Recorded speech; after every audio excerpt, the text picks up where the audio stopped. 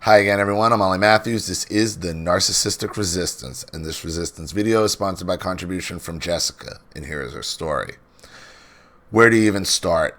I was married to an evil narcissist for 10 years. The divorce has been final since January 2010, yet the emotional abuse is still continuing. To make it as short as I can, he was your typical narcissist. He devalued me. He was an expert in gaslighting me. He succeeded in cutting me off from my parents, sister, and best friends. He disrespected me and my family in front of our children. He criticized and condemned me for nearly everything I did. He constantly talked to me with a condescending tone. He would scream at me and try to use my faith against me, even screaming in my face, "Submit, submit, submit, baby." Early into our marriage, the FBI invaded our home one night early morning because he was making copies of Microsoft products. I kept wondering where he kept getting all this money, but I didn't know. The FBI destroyed our house looking for CDs and took every computer and electronic device out of our home. He never went to jail. Instead, he helped the FBI take down someone bigger than himself, but we did spend years paying back retribution money. I should have seen big red flags then. Before that, he was stealing parts from his employer and selling them. It seemed like the law or the rules didn't apply to him. He tried to control everything I did, every dollar I spent, and I was a working wife and mother. Even though I worked, I had no say in the finances. He controlled the thermostat in the house. It would be so hot that our kids would have wet washcloths on their heads and tummies, sweating in the night, and I wouldn't be able to sleep because it was so hot. I would get up to turn the AC down, and there was hell to pay for it. Even though I worked, I paid for the electricity bill. He threw me up against the closet door and held his fist to my face and then punched the door right next to my face as an intimidation tactic, and it worked. It scared the hell out of me. My daughter saw this and got between us and yelled at him not to hurt her mommy. This was just one incident, but there are so many, but I want to get through this quickly. I had to bring my lunch to work every day while he went out to lunch every day with his coworkers. There was infidelity, and I don't even know how many times it happened. He would go on business trips with women coworkers, and that is when it usually happened. I caught him once, but then somehow it got turned around on me that it was my fault. He was a sex addict, and those were his words, but said I wouldn't let him go to a men's seminar so he could get the help he needed. Every man's battle, I think, is what it was called. How is it if he's holding you up, physically restraining you from doing anything, and then you have the ability to stop him from going anywhere? I didn't let him go because he was gone every weekend, and it would be another weekend he was gone and had no help with the kids. Wait a minute. You have no say in the air conditioning, but you can tell him he can't go somewhere? I don't know. How does that work? And he's listening.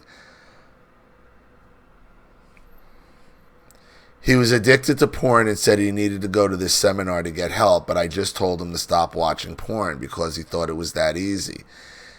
I didn't understand porn sex addiction, and I guess I still don't. Towards the end of our marriage, we fought day and night. He wouldn't let me sleep. He would blare music or the TV or just come into our room screaming at me, keeping me up. He started sleeping downstairs while I was upstairs. I was fatigued. My body started to shut down. I lost so much weight from stress and anxiety that I dropped to under 100 pounds. I ended up in the hospital with what they thought was appendicitis due to my symptoms, blood cell count, and CT scan, but once they went in to do surgery, it was actually my colon that was infected. After surgery and a few days in the hospital, they released me to his care, which meant I went right back home to the abuse. The police were called over and over again due to the screaming and him breaking things in the house. I called the police, my neighbors called, my parents called, and even one time, because I defended myself, I slammed the car door trying to get away. I wish I would have slammed it harder. He said I assaulted him and wanted me arrested. The police wrote me a ticket. By the end of it, he had several domestic abuse charges on him, which I did not file. The police filed on him. Every time the police came to the house, they just made him leave for the night or gave him a citation. But he would come back the next day and the fight would start all over again. The fights at the end were because he wanted to move out of state for a job, but I didn't want to move with him. I was scared of being cut off from my church, friends, and family, and only having him. I knew he would have complete control over me, and it frightened the hell out of me. I did stay in the marriage for our kids' sake and for what I thought was our kids' sake. I didn't want them to have a broken home. My parents are still married, and I didn't want my kids to go through a divorce. It wasn't until one of the policemen said this to me: if you don't get out of this marriage, your kids will end up in abusive relationships just like yours, or they will end up being abusers themselves. Would you allow a man to treat your daughter like this way? Hell no, I wouldn't. That hit me like a ton of bricks, and soon after I cashed out my 401k to file for divorce in 2007. It would be 3 years before the divorce was final, though, partly because I fell for his bullshit that he went through a recovery program and was changed and met Christ and was ready to be a godly husband and father and wanted to work things out. It would be different, blah, blah, blah. I'm so stupid, and we dropped the divorce proceedings halfway through. We dated again and went to counseling together, and he had me join his recovery group so I could get help dealing with him. Meanwhile, I'm talking in these small groups at this recovery place with other women, and they are repeating back to him everything I say. I was completely fooled into thinking he had changed and that we could get our life back and that our kids could have a good home with both parents like it was meant to be. He preyed upon my fairy tale scenario, and I'm so damn trusting, or at least I used to be. I'm not so much now. He even re-asked me to marry him. Giving me a new diamond ring. Love bombing, I know now. I only ever had a little ring before, and he said I deserved a proper ring, so he asked me to renew our vows, and I agreed. We planned a really nice ceremony, invited our friends and family, and it was a scene. A fake, stupid scene. We made our vows to our children. I wrote vows to my children. We gave them little bracelets in the ceremony and made promises about love and parenting and always being family. And the thought of this right now still makes me sick. I promised my children in the ceremony that we would be a family, but it was all a big scam, all a big lie, a terrible fucking lie. After we went on a 3-day honeymoon, the day I got back, I got a knock on the door, and it was divorce papers from him, forcing me to leave the house I just moved back into. He had orchestrated the whole thing to file divorce papers on me because I had filed them on him the first time, and he wanted to get back at me. So he did this in front of your whole family, just to serve you with divorce papers in front of all your friends and all your family, just to serve you with divorce papers, and he hurt his own children like this? Teach me a lesson. And the worst part is he had me participating in lying and hurting my children, and I hated him for that. I was devastated, not because I was losing him, but because I lied to our daughters. I couldn't handle the pain. I checked myself into a facility to get some help, got some depression and anxiety medication, and needed some sleep. I cried for days. Then I got out and started the fight of my life. He tried to use my rehab situation against me in the divorce, saying I was unstable and crazy. Yeah, because he made me that way. I did what I did to get myself together to be a good mom to my kids. I hated that I fell for his BS, but I didn't know what a narcissist was back then. I have to give you a little background on my kids. We have 3 daughters. One was from a previous relationship that he had full custody of when I met him. He used to convince me what a great guy he was. I have still never met her biological mother and don't really understand that story. But now, even though we are divorced, his first daughter still calls me mom. She is 26 now with 2 kids of her own, and they call me grandma. The other 2 daughters are ours, but it was not an easy road to having them. I just could not get pregnant. I had fertility issues, which trust me were my issues. It couldn't be him because he had a child already. It was my defect, and he made me feel every bit of that brokenness. I was a fertility patient and went through a few years of tests, treatments, surgeries, and procedures. It was my 7th artificial insemination that finally worked, and I got pregnant with our first daughter. After a couple years of negative tests, that positive test was the biggest joy of my life, and that baby girl was my world when she was born. I have never known love so strong. Looking back, I probably did put her above him and caused jealousy and that he had towards her back then. It doesn't matter. It's a child. I mean, that's not how that works. That's not how that works. You're not supposed to compete for attention with your own child. That's what my mother does with Aaron. She was my miracle and my answered prayer. I just loved her more than I could ever imagine loving something or someone. Then we got pregnant with our second daughter right after our first turned one. No fertility assistance this time. I remember the day we found out she was a girl. He walked right out of the sonogram, so disappointed that she wasn't a boy. He would have 3 daughters now and no sons coming from the family he came from. That was a big deal. They all wanted sons.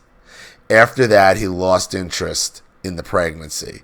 He was out of town most of the pregnancy on business trips. I went into preterm labor 2 months before she was due, but he didn't come back into town to the hospital to help me. I begged him to come home because I was scared of losing her or having her too early, but he said we needed the money. We probably did. I had friends help me out.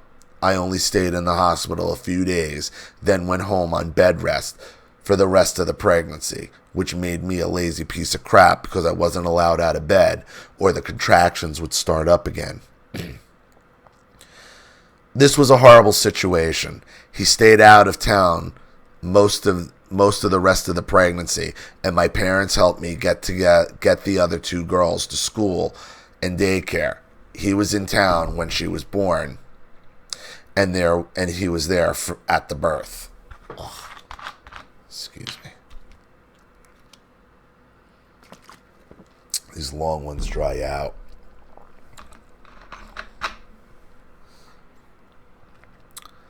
So then we had our 3 girls and life was good, or it could have been if I had been married to a loving man.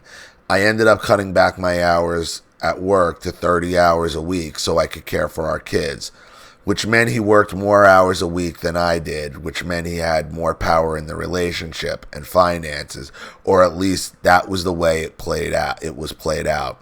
I was supposed to keep my mouth shut and follow along, and then the rest as I already told you. The fighting, the verbal and emotional abuse, all that stuff, and then finally the divorce. After the divorce, he kept the house, my car, the furniture, even my cat. I moved in with my parents temporarily. The only thing I fought for was our children and the baby books. I had made for them and the family photos so they could be kept safe because I thought the girls would want them someday. I didn't fight for sole custody of the girls. I should have. But I thought the girls needed their daddy in their life. Why? Yeah, they do, but why are you capitulating so much after him humiliating you like this? Where's your family stepping in to help you after this? How does this guy show his face after pulling something, a stunt like that? That's what I don't understand. What happened in your past that led you to accept this bullshit? You don't just walk in and just immediately start accepting this type of abuse off someone. You don't get publicly humiliated like this and then you end up in... Where's your family? Obviously, I think that's where the problem starts with you, Jessica.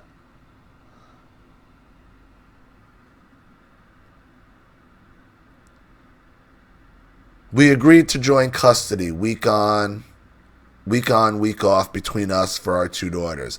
I didn't have any rights to our oldest daughter because she wasn't technically mine, so I was cut off from her completely. And then he sent her to another state to live with his sister until she turned 18. Once this was over, I thought the worst part of it was over, and I tried to move on with my life. What I didn't know about parental alienation and how a parent can turn the once loving child against the other parent, I didn't realize what was to come. I thought his abuse of me was over. I was wrong. It didn't seem to happen right away, but it happened. I met a man at church and started dating him. He never had been married or had any children. My girls loved him and I loved him. I do love him. I married him. We have been married almost 8 years now. When we first started dating, the girls would fight over who gets to sit next to him at the movies, and they would jump up and down, excited to see him when they saw him park his car at our apartment. They played Tea Party with him, and they painted his nails. He went to baseball games, swimming, movies, lots of activities with the girls when they were home. It was fun and nice, and it was fine until their dad found out I had a serious boyfriend, and he started brainwashing on them, manipulating them to turn on them. Their dad planted seeds of hate or mistrust, or however the narcissist does it, about him and about me. They started mistreating me. Tom and I, my boyfriend, ended up getting married, and it was the ex's day, custody, so he wouldn't allow the children to come to our wedding. I mean, that's something you go to court over, honestly. We got married on Halloween and made it a fun costume-themed party, so we didn't want to move the date. My ex told me to move the date if I wanted the girls there. But I decided the day was about me, and I told Tom I didn't move the date. I was sad my girls couldn't be there, but I thought in a perfect world, kids wouldn't be there anyway. They wouldn't have been born yet, and I wasn't going to let my ex-husband, let's call him Dick, ruin this day for me. Well, Dick uses that against me with the girls now. I wouldn't change my wedding date for him. I gotta be honest with you, Jessica. You made the wrong call there. You made the wrong call there. You gotta do it. You gotta change the date. You're wrong. You made the wrong call there. You gave him the ammunition, because that's a hard one to explain off. It's about me, not about, and they shouldn't really be there. That's not a good stance. That really isn't. That really isn't. I understand, like, he's being an asshole, he's being a dick about it. But you made that about your battle with him, not about, you need to be fine, I'll move it, you son of a bitch.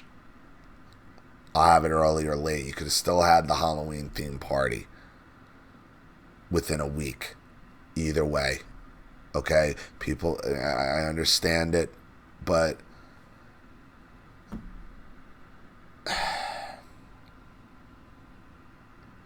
he's being an asshole too. But again, where's your family in all this? You know, you get sucked into the game, and you know you denied your daughters the ability to see their mother get married, and you make it very easy when you do something like that to be alienated. Now, I'm not blaming you, but you gotta realize you made a mistake there. You made a big mistake there. No, Dick wouldn't let them go to my wedding. 2 months after Tom and I got married, we got pregnant. Crazy, I know, because I never thought I would have another child. I warned my new husband that I had fertility issues in the past, and that I was not willing to put my body through what I had gone through in the past to have a baby, because I already have babies, and that he needed to be okay with just having my girls, because we may not ever have kids together. He was okay with it. If he hadn't been, I wouldn't have married him. But miraculously, we got pregnant almost 2 months after we got married. Not just that, we found out very early that it was a boy. Good Lord, I think Dick went crazy on that one. He tried to convince the girls I did not love them anymore and that they were being replaced with his new baby boy.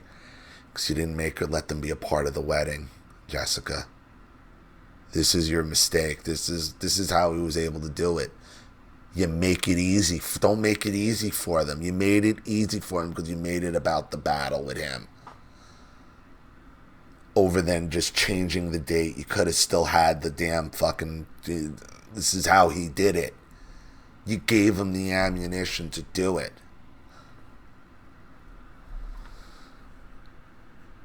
They didn't much care for the baby at first, and it was a difficult time. And then we had another baby boy, bam, just like that.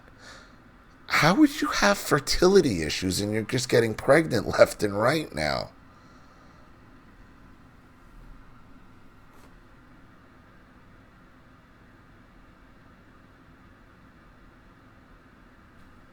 I don't understand how you could have had, like, unless you didn't have fertility issues, unless he was not, I don't even understand this. Those boys are 5 and 6 years old now, and my daughters are 16 and 18. Right after our first son was born, we bought a 4-bedroom house in a lovely neighborhood, right with a park right across the street from us. Life seemed to be calming down and the girls seemed to be adjusting. But then the ex-husband moved 5 houses down from us. It sent my head into a frenzy. Dick was now there on my street every day, riding past me, riding his bike, running past our house, watching me take my boys to the park. It just sucked. It was creepy. I felt stalked. He made jokes about it to my daughters. And your new husband didn't ever say, dude, what are you doing? What are you doing right now? Where is he on this? I tried to convince myself there was a good part about it because the girls could go back and forth as they wanted, which I thought was nice. I didn't realize that was the bad part about it too. My time with my girls was never my own. They could go over there every single day. There was never any daddy detox time. He had access to them constantly to work on his degeneration of me, which again, I had no idea of parental alienation was happening. But you also had access to them. They're 5 houses down from you at this point. They went to his house every day and he would interrogate them, asking questions about me, my husband, and our boys.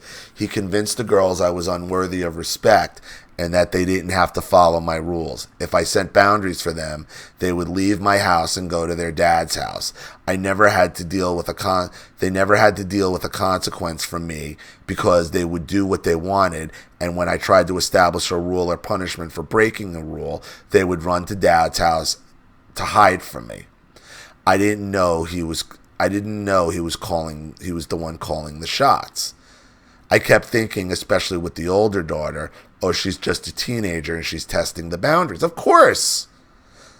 It's a combination of both. If you're going to tell her something and she's got another house 5 houses down,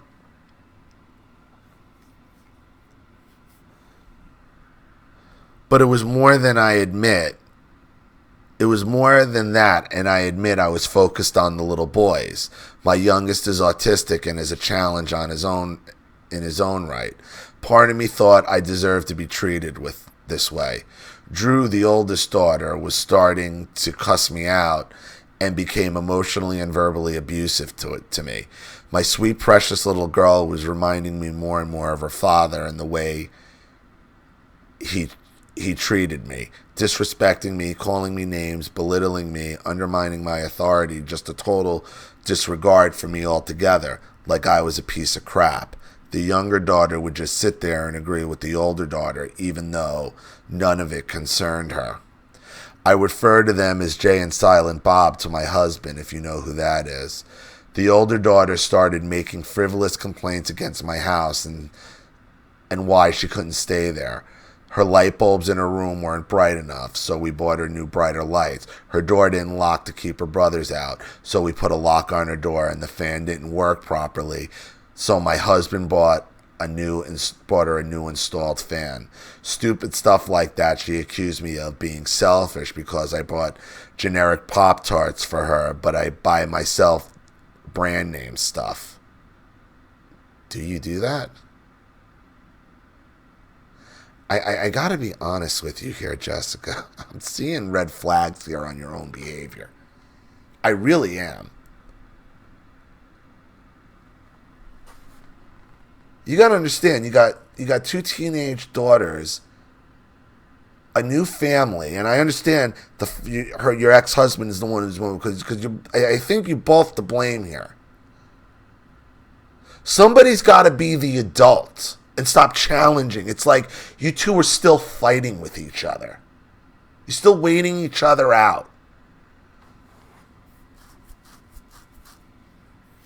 Just like you didn't move your wedding date, you're going to have to move where you live, because what you're going to do is you're going to give two 16-year-old daughters, okay, the ability to not have to deal with two younger half brothers. Those are not the ages they want to be dealing with, especially rambunctious boys as teenage girls.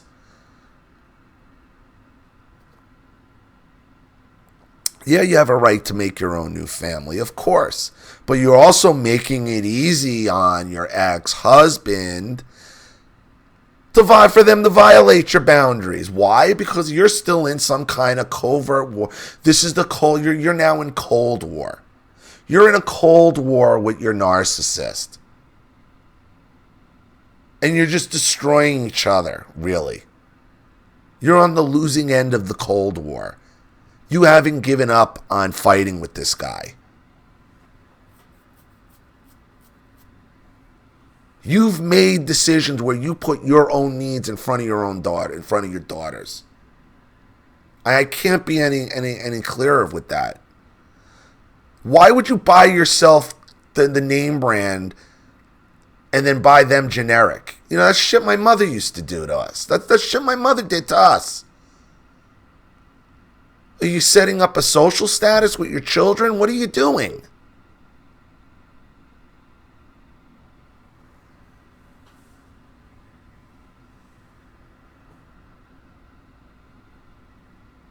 It might sound stupid, the friggin' pie. It's not stupid. Not to a 16-year-old, it's not stupid.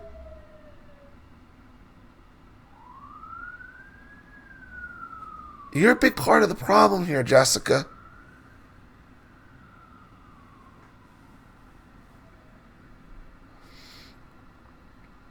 It goes on and on and on. Not really a thing to complain about, so she made stuff up. I smell like onions. She doesn't like my hair. I'm an embarrassment. She would leave the house in the morning and not even shut our front door, let alone lock it, or leave her flat iron on that could possibly cause a fire. Really gross stuff like not cleaning up after herself when she was on her period. Gross stuff that her little brothers could get into and play with. She's 16. She's a teenager. I mean, are you trying to raise her, or is she a pawn with your ex-husband? Which is it? I get it. This stuff is annoying and it's terrible, but you gotta... It's not that uncommon from 16-year-old girls. And again, you made this very easy when you didn't move your wedding day. You eliminated two young girls from being in a wedding, their mom's wedding. Regardless, whether your ex-husband, it was my day, it's a stupid argument. I won't even go into details. It's just gross and she knows better. It's just plain disrespect for me and my house. Then she started getting physical with me and shoving me out of her room when I would get get onto her about curfew or spending the night with boys. Her dad let her spend the night with her boyfriend when she was at his house. I wouldn't allow it. It was a game, the boyfriend had a sister, so she was telling him that she was spending the night with the sister, but was with the boyfriend. Even the mother of the boy caught them, but my ex wouldn't listen to me. My husband had to restrain Drew a couple times because she was raging on me. Once she tried to jump the fence to go to a friend's house, and he had to grab her and pull her back over. So my ex-husband called Child Protective Services on my current husband twice over the couple years, and twice nothing was found because there is no abuse happening. They warned if he kept making false claims that he would be the one in trouble. I ended up putting cameras all over my house to film her throwing fits. She would break windows, kick doors, punch walls, yell fuck, fuck, fuck, fuck you, whatever at me so many times in front of her little brothers that when it finally blew up and she wanted to live with her dad, I just let her. That's what she wanted. This is a girl who feels like you rejected her. Because you did. You've set up some weird social status in your house, Jessica. Like this kid, think about what that did to her. Think about the effect that had on her.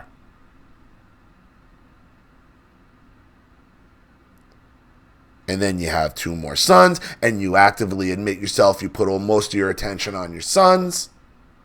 And then you want to set boundaries for her.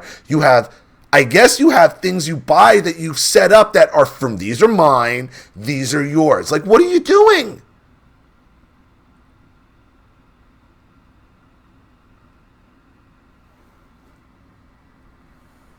I know you've been on my channel a while too, and so this is really blowing my mind.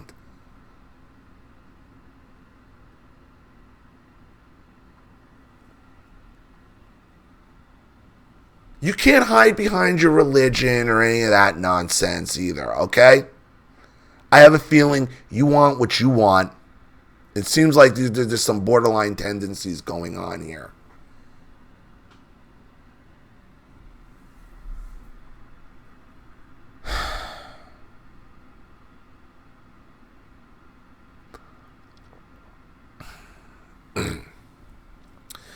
She was becoming toxic in my house for all of us. She wasn't happy, obviously, and neither was I. That was 2 years ago, the year she turned 16. I didn't want her to move out, but I didn't want the rest of the kids to see how she was treating me because they would think that is okay and maybe start being out of control. It broke my heart, but I was at a crossroad. So after the worst Christmas of my life, because like her father, she ruins every special holiday, she left and has never come back. My younger daughter continued to go back and forth week on, week off with her dad and I. I've tried to still have a relationship with my oldest daughter. We go on mother-daughter dates. We have been in counseling. Sometimes it feels like we are good, but close examination of it, close examination of it is she sees me when she can get something out of me, usually money. Or she will meet me at the hair salon, so I will pay to get her hair done. Or we go to a nail salon, so I pay for her to get her nails done. The latest thing was for her 18th birthday. She asked me to buy her a tattoo that cost $220. I did because I wanted to see her on her birthday. It's like I can only see her on special holidays if she's in control, right? Yeah, that's what she's doing to you. Because you were controlling her through stupid things like fucking Pop-Tarts.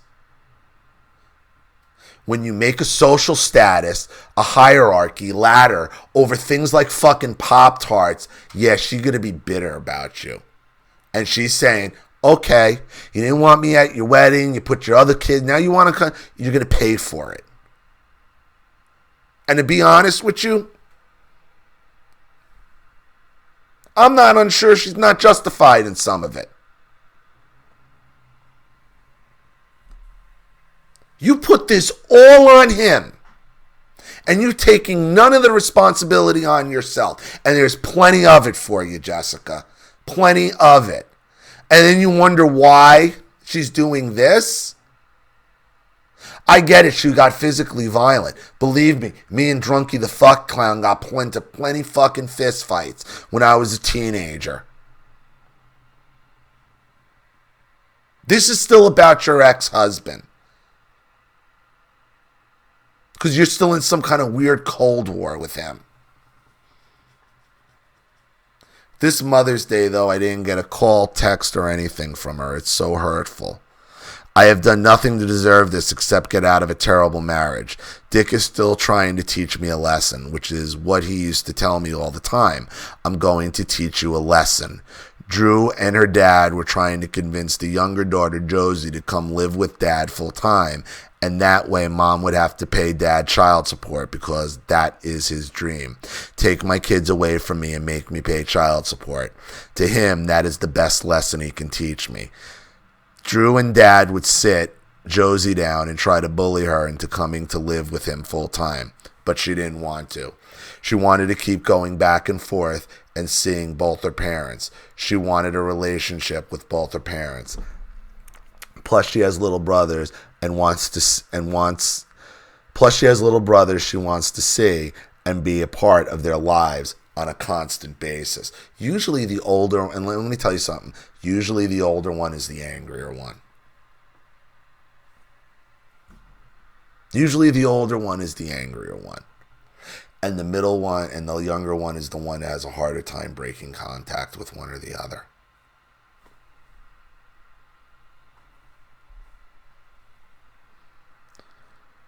She realized that without her sister at her mom's house that she didn't have issues with me or her stepdad. Those were all Drew's issues that she would pull her into. But Drew and Dick kept cornering her and almost forcing her to make a decision. They thought they had her convinced, and her and dad drew up some legal papers to file to get full custody of both daughters, and that is when Josie flipped out. When she told them no, they both attacked her, and she started to getting mistreated severely. She became the scapegoat, and the verbal and emotional abuse was too much for a 14-year-old girl. She finally snapped, and she didn't want to live with him anymore. She attempted suicide. Her counselor called me and told me I had to get her out of there, so that is what I did.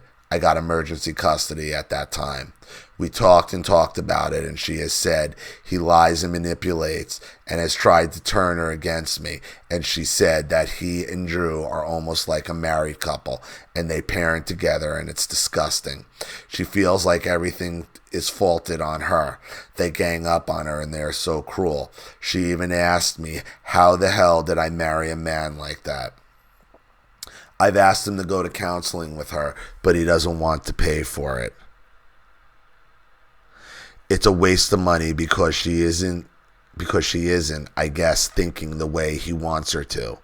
The way the custody went this year is he got Drew and I got Josie. He was supposed to get Josie first, third, and fifth weekend, but he never comes to get her. I thought you guys lived 5 houses away from each other. They have not seen each other in 6 months now. He and Drew moved across town last year, so he isn't living on our street anymore, which is a relief, and life seems to be calmer now with just 3 kids in the house. I am sad for both my daughters because of this divide. The problem that has come up lately is that my daughter Drew graduated from high school and I was not invited to the graduation party, which is so frustrated because our oldest daughter got married last year, and my husband and I and the ex-husband all went to her wedding and put on our fake happy smiles and got along for the sake of it and for her sake because it was about her and not about us. Why the hell can't we do it why can't we do it for our other daughter?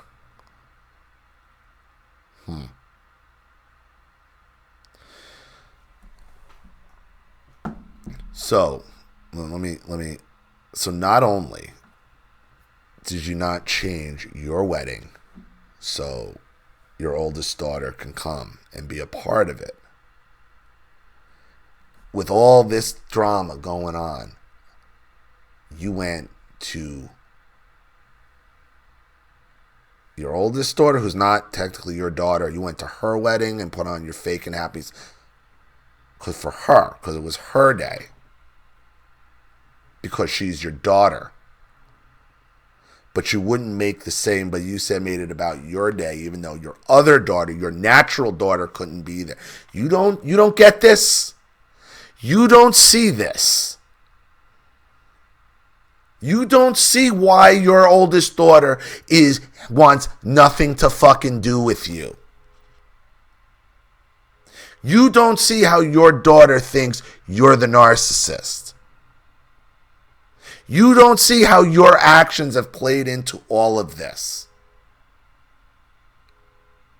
You have to face this for your younger daughter's sake, because she will get pulled into the same abusive bullshit pattern as this.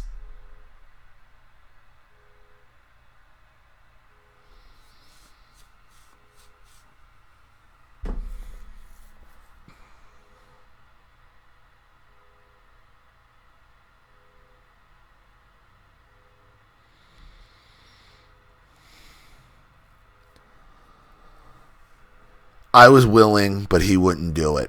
I thought we would throw a big party together and split the cost, but he went behind my back and planned a party, and I was not invited, nor was Josie or any of the family on my side. You got to understand how your daughter took that. And now that Josie sided with you, she sees her as you now. You hurt you destroyed that child when you did that.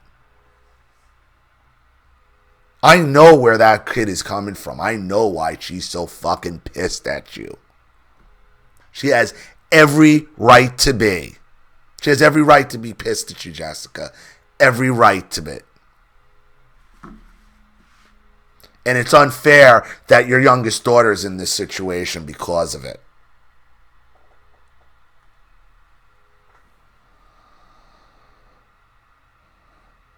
To me, it was a party for Dick and his friends, not really for our daughter. And when I called him out on it and told Drew that this isn't right and that it's her party and she should have all her friends and family there, she blew up on me, defending her father and shaming me, and now refuses to even talk to me because she didn't want you there in the first place. She didn't want you there. She wants to hurt you. She wants to reject you like you rejected her. And you're going to...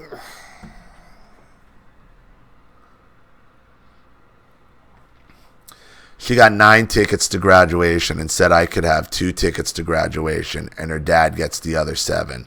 So I had to chase her down the day before graduation to get those 2 tickets, and Josie and I went to graduation. But grandparents, her brothers, aunts, none of them had a ticket to go. Didn't I ask you where your family was in all this? No, I wonder... I mean, this just makes so much sense where this is all coming from. She don't want you or any of her family, your family, her brothers. That's what's going on here. You made it easy. You made it easy for him.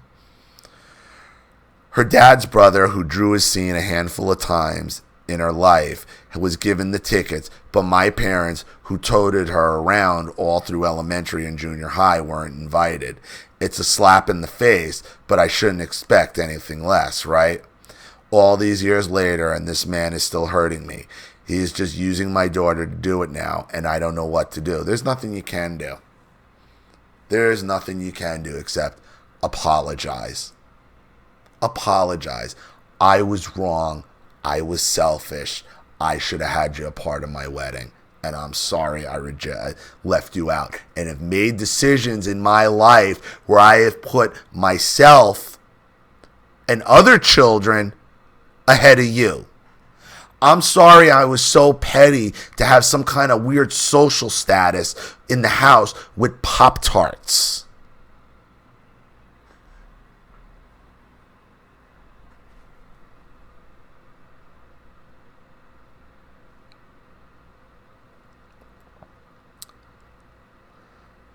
Besides outing this abusive narcissist and narcissist in training, God, my heart hurts saying that. I also want advice on how to have a relationship with Drew. I want a relationship with her. I love her very much, but I can't be used anymore. What do I do? I can't be available for her to dump on and use up. I need to set boundaries. I can't go no contact. I just don't think I can. She is in my heart. Well, it sounds like she's going no contact with you, Jessica.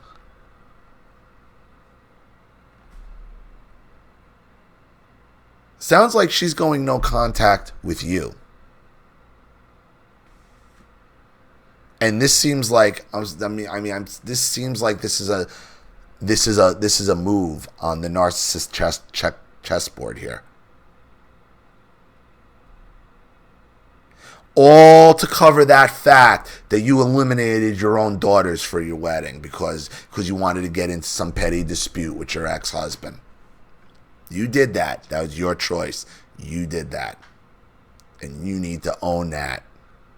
You need to understand, why was I having a social status in my own home? Why was I doing that? Why would I willing to put on a fake smile for my oldest daughter, who's not biologically mine, okay, and not move my wedding for my natural daughters? You have shown your oldest daughter she is beneath you and everyone else in your life. That's why she rejects you.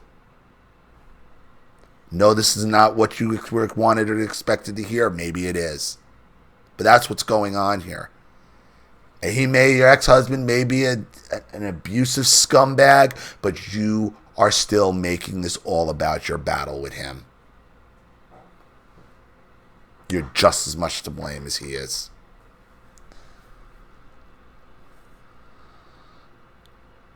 She is in my heart. What do you do when it's your own kid like this? I've been feeling guilty about Josie not seeing her dad, and I've been trying to convince her to reach out to him because that is her dad and she needs him. But does she really? He is poisonous to her. Children need both their parents, so if you're thinking of this as some way to a justification to alienate him, don't.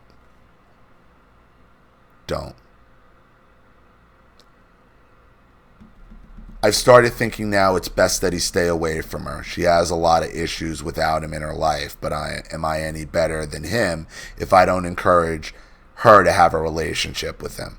Don't encourage it. Don't deny it. Am I alienating or contributing to alienation if I tell it like it is to the 16-year-old? She says she has figured out he is toxic on her own. Will the other daughter ever figure this out? This all just sucks. I've been listening to your channel and you seem to have good insight. I know you're dealing with parental alienation yourself. What do we do as parents? I want to be rid of my ex-husband and all the drama, but I still miss my daughter. She still lives with him. Should I just wait until she's moved out of his house and then try to reach out and have a relationship with her then? I miss her so damn much, but I don't miss the abuse. You're telling me about all this love you have for this child, but yet you wouldn't move your wedding for a week to have her be there. Your words don't match your actions. That's your problem here. Your words do not match your actions. Any fighting you've done for her, in my opinion, is just the opposite, just so you could fight him on it, because you are still in a battle with him. There's nothing you can do. What all of you can do, is spend time away from me. Just Deal with the time away from each other. Don't talk about him. Don't talk about your daughter. Don't talk about it to your younger daughter. Let her come to you. And when she does, then you can encourage it. The best you can do with your oldest daughter is wait for her to call you. But you better be ready and willing to apologize for a lot of your bullshit. You got a lot to apologize to her for, to both your daughters for. Then you need to deal with whatever family bullshit caused you to be sucked into this situation in the first place. You are not innocent in any of this. No way, no how. Do I force our younger daughter to reach out to her dad? Is Drew going to end up a narcissist like her father? Thanks for any advice or insight. I'm sorry this was so long. Writing this was therapy in itself. Keep up the good work.